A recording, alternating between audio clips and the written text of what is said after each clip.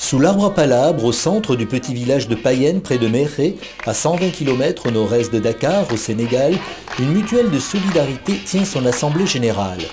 Chaque membre de la mutuelle paie une cotisation forfaitaire afin de constituer un capital commun qui permet d'octroyer des prêts.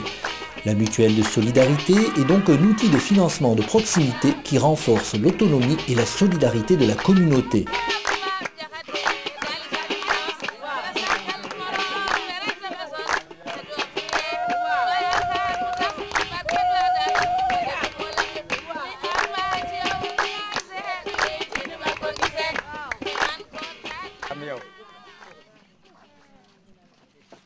Tout d'abord, on ouvre la caisse verte utilisée pour les petits prêts et on vérifie en public qu'elle contient bien l'argent laissé à la fin de l'assemblée générale précédente.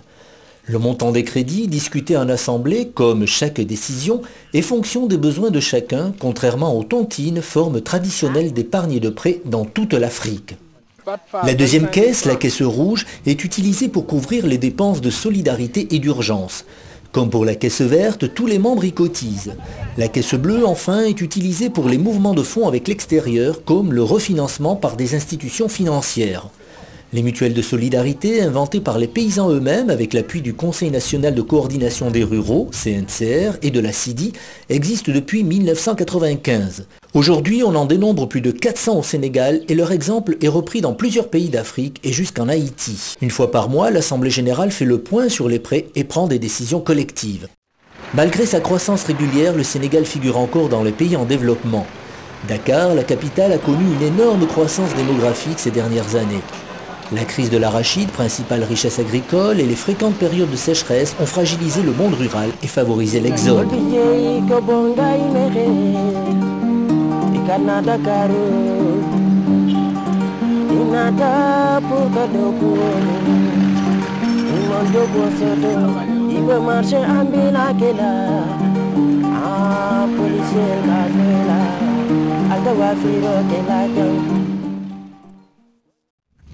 Modou a choisi de rester sur ses terres dans le village de Goli, près de Méré.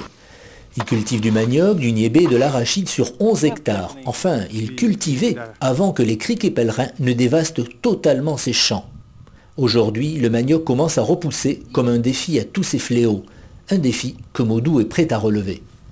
Je n'ai pas de frères et mes fils sont jeunes, donc je place tout mon espoir dans l'UGPM qui pourra peut-être m'aider à sortir de cette situation en me finançant des activités qui pourront générer des bénéfices. L'an dernier, l'UGPM m'a soutenu, ce qui m'a permis de rester travailler ici, près de ma famille. Modou partait travailler hors du village 9 mois sur 12 avant que l'UGPM, l'Union des groupements paysans de Méré, ne l'accompagne. Nous l'avons appuyé à réparer sa charrette, nous l'avons appuyé à faire des activités d'élevage ovin et aussi une activité d'élevage bovin. En 1985, des groupements villageois ont créé l'UGPM qui contribue à souder la communauté et à éviter le départ des jeunes grâce aux mutuelles de solidarité, à la formation, au développement durable et à l'appui technique aux producteurs. L'UGPM a aussi mis en place en 1999 la Caisse rurale d'épargne et de crédit du Cayor, la CREC, qui finance les activités de ses membres. Pour les femmes en général, c'est de la transformation, c'est de l'embauche bovine-ovine et c'est du petit commerce. Tous les membres de la famille, parfois venus de loin, se retrouvent au village dans une ambiance chaleureuse et savourent la joie de se revoir. L'Union des groupements paysans de Méré contribue, par son travail auprès des communautés villageoises, à raffermir cette cohésion sociale et permet au monde rural de retrouver une nouvelle sérénité.